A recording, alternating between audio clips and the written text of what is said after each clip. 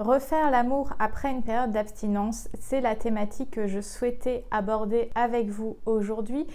Pourquoi ça? Parce que c'est un très grand tabou quand on traverse une période où on n'a pas de vie intime, quand on a envie de se remettre en selle, quand on a envie de se replonger dans le game, eh bien on peut avoir des peurs, on peut avoir plein de questionnements et je me suis dit autant en faire une vidéo. Bonjour à toutes et à tous, ici Sarah Zerbib, plaisirologue et psychologue. Je suis ravie de vous retrouver pour parler à nouveau d'un sujet un peu touchy qui est le fait de refaire l'amour après une période d'abstinence ou de vide. La première chose que je souhaite te partager dans cette vidéo, c'est que les périodes d'abstinence ne sont pas juste une histoire de personnes célibataires. On peut vivre des périodes d'abstinence, qu'on soit en couple ou célibataire. Peu importe. Quand on est en couple, ça peut être suite à l'arrivée des enfants par exemple, où le rôle de parent prend toute la place et on en vient à oublier ces places d'hommes et de femmes et d'intimité, de sexualité. Ça peut être des moments où le couple bat de l'aile, commence à aller moins bien, où il y a moins de communication et où ça va venir impacter l'intimité, ça va venir impacter ce qui se passe dans la chambre à coucher, parfois même à tel point qu'on en vient à faire chambre à part. Quand on est en couple, ça peut être aussi des douleurs ressenties lors des rapports, un manque de confiance en son corps, etc. Et puis quand on est célibataire, eh bien, il peut y avoir aussi ces raisons, le fait d'avoir précédemment ressenti des douleurs lors de rapports, ça peut être lié à une relation compliquée avec son corps, par rapport à son image, le fait qu'on ne se trouve pas beau, belle, désirable, etc. Ça peut être suite à une séparation, une rupture amoureuse qui t'a fait mal. Ça peut être aussi lié à un trauma, qu'il soit émotionnel et ou sexuel. Bref, il y a énormément de situations qui peuvent nous amener à vivre une période d'abstinence et au début on ne s'en rend pas vraiment compte et puis les semaines, les mois, voire les années s'enchaînent et on s'en retrouve à être de plus en plus déconnecté avec son corps et à se poser la question: est-ce que je suis normale? Qu'est-ce qui se passe? J'aimerais bien le refaire, mais comment m'y prendre? Comment je peux aller à la rencontre à nouveau de ma vie intime? Le premier conseil que j'ai envie de te partager aujourd'hui, c'est de te réapproprier ton corps. Parce que quand on en vient à se déconnecter de sa vie intime, de son énergie sexuelle, on va ressentir de moins en moins sa libido, on va ressentir de moins en moins de désir. Et c'est quelque chose vraiment en arrière-plan, comme cette fenêtre de navigation ouverte, mais qu'on a oubliée. Moi, l'invitation que je te fais dans cette vidéo, c'est te reconnecter, te réapproprier ton corps avec ta sensorialité, c'est-à-dire avec tes sens. Par exemple, la vue. Est-ce que tu prends le temps de te regarder, que ça soit dans le miroir, mais aussi dans les moments du quotidien? Parce qu'on s'imagine toujours se réapproprier son corps par des trucs de fou. Oui, je dois aller faire un massage. Alors oui, bien sûr, ce sont des choses qui font du bien et qui permettent de se réapproprier son corps, mais moi j'ai envie aussi que tu intègres ça dans ta routine au quotidien, c'est-à-dire quand tu prends ta douche, est-ce que tu regardes ta peau, ton corps, est-ce que tu sais quel volume ton corps prend dans l'espace? Est-ce que, je ne sais pas si tu es une femme ou même un homme et tu aimes t'appliquer de la crème, de l'huile, quelque chose pour faire du bien à ta peau, est-ce que tu te regardes le faire ou alors tu es en mode pilote automatique? C'est d'avoir un peu plus de conscience quand tu es en contact avec ton corps, la manière dont tu t'habilles, c'est-à-dire, voilà, est-ce que je prends le premier truc sur ma pile de vêtements ou alors je vais prendre le temps de me regarder et de me plaire, parce que la première personne à qui c'est important de plaire, c'est soi-même. Donc est-ce que je me plais? Est-ce que je me trouve attirant, attirante pour moi, juste pour moi? Ça peut passer aussi par le toucher. Donc le toucher, c'est peut-être avoir conscience des matières que tu portes, notamment par les vêtements. Est-ce que là je porte de la dentelle? Est-ce que je porte quelque chose de doux, par exemple de la soie? Est-ce que je porte des choses plutôt près du corps ou plutôt amples? Parce que quand on en vient à se déconnecter de son corps, on va avoir tendance à se noyer un petit peu dans les vêtements, donc se réapproprier avec le toucher, comme je disais, la crème, ou alors des massages, des choses qui vont nous permettre de ressentir à nouveau notre corps et notre peau. Après, si tu me suis depuis un moment, tu sais qu'il y a un sens qui est super important chez Âme Fauve qui est l'olfaction, les odeurs. Les odeurs, c'est quelque chose qui va à la fois transmettre une émotion une intention et ça va être quelque chose qui va capturer un souvenir. Est-ce que tu portes le même parfum depuis que tu as vécu cette période d'abstinence? Du coup, ce parfum-là, tu l'associes à cette version de toi. Donc cette version qui est peut-être pas dans la séduction, qui est peut-être pas dans la sensualité, etc. Donc est-ce que ouvrir la porte, créer un espace où tu ouvres ta sensibilité à des notes, à des parfums qui sont peut-être un petit peu plus à évoquer cet imaginaire séducteur, sensuel, érotique. Alors si c'est un sujet qui t'intéresse, je pourrais toujours faire une vidéo sur voilà, quel type de notes olfactives tu peux explorer pour aller mobiliser un petit peu cette énergie sensuelle. Ça peut être aussi des bougies, des parfums d'ambiance que tu mets chez toi pour ouvrir des espaces qui viennent à te sortir de la routine du quotidien. Parce que très souvent, on s'imagine qu'on peut passer d'un mode à l'autre, c'est-à-dire du mode voilà, le train-train du quotidien au mode séduction, sensualité. On a besoin de support, notamment sensoriel, pour changer de mode. Et l'olfaction, c'est quelque chose que tu peux vraiment utiliser et jouer avec pour ouvrir ces espaces. Se réapproprier son corps, ça va aussi passer par le mouvement parce que quand on est déconnecté de son corps, quand on a tendance à oublier sa vie intime, on va peut-être faire du sport, mais ça va être du sport parce qu'il faut faire du sport. Moi, je t'invite vraiment à te reconnecter à la notion de plaisir. Donc, est-ce que, je sais pas, tu mets une musique et tu danses dans ton salon, ça te fait un moment feel good et tu es juste dans le « je ressens mon corps » parce que la vie intime, la sensualité, l'érotisme, c'est ressentir son corps avec tous ces capteurs, avec tous ces mouvements, avec toutes ces sensations que notre corps est destiné à vivre puisqu'il a la capacité de les vivre. Et moi, je t'invite à remettre ton corps en mouvement différemment, de manière peut-être plus intuitive et vraiment à te poser la question, qu'est-ce qui vient me faire plaisir ? Le deuxième point que je souhaitais te partager, le deuxième conseil, c'est d'en parler parce que comme c'est quelque chose de très tabou, l'abstinence, le fait de comment je vais faire pour refaire l'amour alors que ça fait peut-être des mois ou des années que je ne l'ai pas fait, est-ce que je sais embrasser, est-ce que mon corps est normal, est-ce que je vais savoir faire? Enfin, on se pose mille et une questions et le fait d'en parler, ça permet de prendre du recul, de dézoomer, de dédramatiser, peut-être en parler à des personnes de confiance dans ton entourage amical et potentiellement aller voir aussi un professionnel, une professionnelle comme une plaisirologue, je suis là, ou je sais pas, un sexothérapeute, sexologue ou thérapeute ou je sais pas, coach, en tout cas quelqu'un avec qui tu peux parler parce que on n'arrive pas à des mois ou des années d'abstinence sans raison, je veux dire, il y a forcément quelque chose qui s'est passé dans ta vie qui t'a amené à te déconnecter de cet aspect sensoriel, sensuel de toi et c'est peut-être intéressant d'aller creuser, d'élaborer, de prendre du recul par rapport à ces événements et être rassuré, gagner en confiance et surtout se préparer parce que le fait de parler de tout ça, de ton envie de refaire l'amour, de ton envie d'aller à la rencontre à nouveau de partenaires, ça permet de se préparer. Un sportif ne va pas faire une compétition sans se préparer. Le troisième conseil que je souhaitais te partager dans cette vidéo, c'est de prendre soin de ta santé sexuelle. Alors ça, on en parle assez peu quand même. Alors les femmes vont être un petit peu plus éduquées puisqu'on a quand même des bilans un petit peu plus réguliers à faire, que ça soit chez le gynéco, la gynéco, sage-femme, en tout cas, voilà, les frottis, les mammos, etc. Mais je pense que c'est important pour tout le monde de faire le point sur sa santé sexuelle. La santé sexuelle, ça va être effectivement au niveau santé intime où j'en suis, parce que quand on a traverser une période de longue abstinence, on peut avoir des problèmes de lubrification, on peut avoir des troubles érectiles, de l'éjaculation, enfin bon, tout un tas de choses. Donc, de se faire un petit bilan de santé, un petit check-up, c'est comme quand on va faire chaque année son bilan sanguin pour sa glycémie, son cholestérol ou que sais-je, de faire un petit check-up santé sexuelle ou même d'avoir un professionnel de santé avec qui on peut échanger.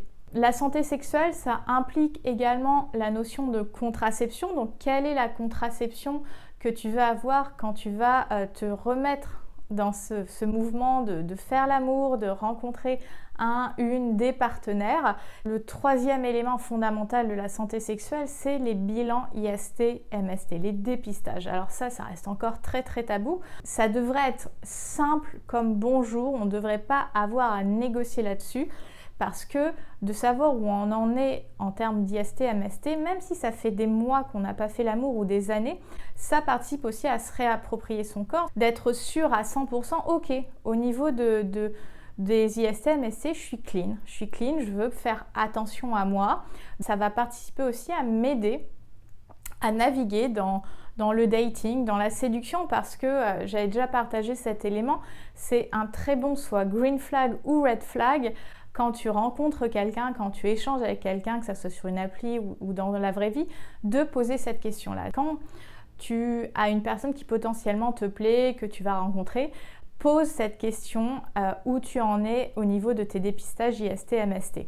En fonction de la réponse, tu sauras si c'est une personne que tu as envie de rencontrer. Parce que si la personne, elle se moque de toi, elle est dénigrante, elle est fuyante, elle est dans l'attaque, c'est un méga red flag. Si la personne, elle ne comprend pas que tu lui poses cette question, parce que c'est juste faire attention à soi, faire attention à l'autre et juste prendre soin de sa santé. On n'a pas envie de s'exposer à des risques. Alors, il n'y a pas de risque zéro en sexualité, mais c'est d'avoir suffisamment de conscience, de respect, de bienveillance mutuelle dans la rencontre intime. Et donc, si la personne elle n'accepte pas cette question, elle n'accepte pas de te montrer ses résultats, c'est un méga red flag. Au contraire, si la personne est ouverte, elle se dit « Ah bah oui, mince, ça fait longtemps que j'en ai pas fait un », bon bah voilà, elle va le faire, vous allez partager vos résultats et vous serez sur des valeurs communes. Et ça, c'est fondamental pour créer un espace de partage dans l'intimité et dans le plaisir, parce que s'il n'y a pas de valeurs communes, on ne prendra pas notre pied, c'est aussi simple que ça. On sera dans une sexualité de cœur quand on partage des valeurs et versus sexualité d'ego quand on ne partage pas des valeurs. C'est on va coucher avec telle personne juste parce que ça fait bien ou parce que je veux me convaincre que je peux encore pécho. Mais quel intérêt? Donc vraiment, faites attention à ça, c'est un méga indicateur sur les valeurs de la personne. Le quatrième conseil que je souhaitais te partager dans cette vidéo, c'est au niveau de cultiver ton érotisme. Parce que généralement, quand on a vécu une période d'abstinence, comme je disais, on a mis ce dossier vraiment en fond d'écran, ça bourdonne mais très lointain. Et on s'est déconnecté de tout ce qui est sensualité, sensorialité, érotisme et cultiver son érotisme. Alors moi, j'invite beaucoup, que ça soit sur les réseaux, dans ce que je partage, mais aussi mes clients et mes clientes, d'aller vers l'art érotique. L'art érotique, peu importe la forme, parce que l'art, ça va te mettre dans une position actrice, active. Et le porno, c'est beaucoup plus dans une position passive. Alors, je décris pas le porno, je décris juste le porno mainstream, sexiste, patriarcal, etc. Mais si c'est quelque chose vers lequel tu souhaites te tourner, favorise tout simplement les pornos féministes et éthiques. Alors je pense à Erika Lust, mais toute cette famille qui lutte contre le porno sexiste avec des scénarios beaucoup plus centrés sur le plaisir, avec un véritable positionnement artistique, avec aussi cette éthique de rémunérer correctement les acteurs. Donc là, effectivement, c'est plus intéressant parce que on est sur des supports avec des valeurs et qui souhaitent véhiculer autre chose que juste la domination masculine. Et après, tout ce qui est art érotique, donc ça peut être des supports type des dessins érotiques. Alors, il y a différents niveaux d'érotisme. Ça peut être quelque chose de très doux, de très soft. J'ai en tête les sœurs Sorley qui font des petits dessins de couples nus, de corps nus, presque un petit peu enfantin. C'est quelque chose d'assez chouchou et qui peut te permettre de rentrer délicatement dans cet imaginaire de l'intimité, de scènes de couple, de de scènes du quotidien. Après, il y a des choses beaucoup plus érotiques. Alors, je pense au dessinateur qui est derrière le pseudo Regard Coupable, que moi j'adore, avec quelque chose de très sensuel, de très érotique, et en même temps qui reste très élégant puisque ce sont des lignes très fines, on reste dans la suggestion, mais voilà, ça ouvre un autre univers. Après, l'art érotique visuel, il y a plein de choses, il y a les estampes, type estampes japonaises, il y a des peintures, il y a voilà, tout un tas de supports à la fois disponibles sur les réseaux sociaux, mais aussi dans l'histoire de l'art. Ça peut être des supports audio, donc il y a par exemple le Club des Fauves. Alors le Club des Fauves, j'en parle assez régulièrement, où c'est un abonnement mensuel où tu reçois des audios érotiques ou sensuels pour te guider dans l'exploration voilà, de ton plaisir, et des méditations guidées pour te reconnecter à ton corps. Donc je te mettrai un lien dans la box de description. Et puis tu as plein d'autres podcasts qui existent, alors généralement aussi sous forme d'abonnement. Alors il y a quelques épisodes généralement qui mettent en teaser sur les plateformes de streaming, mais généralement c'est plus sous forme d'abonnement. Donc il y a Vox, il y a Cox, Colette sans mêle, enfin bon, il y a plein de choses qui sont disponibles. Et puis après il y a la littérature érotique, ça peut passer par des bandes dessinées, des mangas, des romans. Là, c'est vraiment en fonction de tes préférences. Et d'avoir ces supports-là, c'est quand même super intéressant pour nourrir son imaginaire érotique, se poser la question quel type aussi de sexualité j'ai envie de créer finalement dans ma vie, et d'avoir des supports qui me servent d'inspiration, qui m'excitent aussi, en tout cas qui vient mobiliser tout cet imaginaire et qui vient m'alimenter, qui vient me nourrir. Le 5e conseil que je voulais te partager dans cette vidéo, c'est d'explorer ta sexualité auto-érotique. Alors, derrière la sexualité auto-érotique, bien évidemment, il y a la masturbation, mais pas que.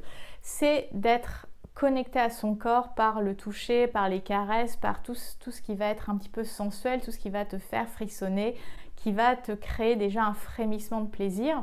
Alors, les caresses, c'est tout le corps, hein. Tout le corps peut être érogène, donc ça peut être aussi un moyen de mieux apprendre ton corps, de mieux connaître ton plaisir.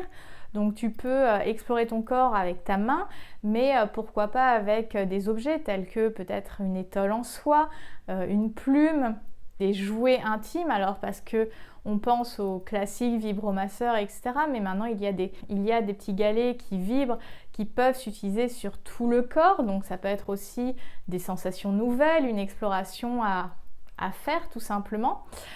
Et puis après, évidemment, la masturbation, on va dire un petit peu plus classique, même si aujourd'hui, c'est une pratique que tu peux nourrir avec des audios érotiques, avec des jouets intimes, tout un tas d'accessoires qui permettent d'enrichir ton rapport au plaisir et l'exploration de ton plaisir. Donc, autorise-toi à avoir des espaces où tu explores ton plaisir auto-érotique, toi avec toi-même.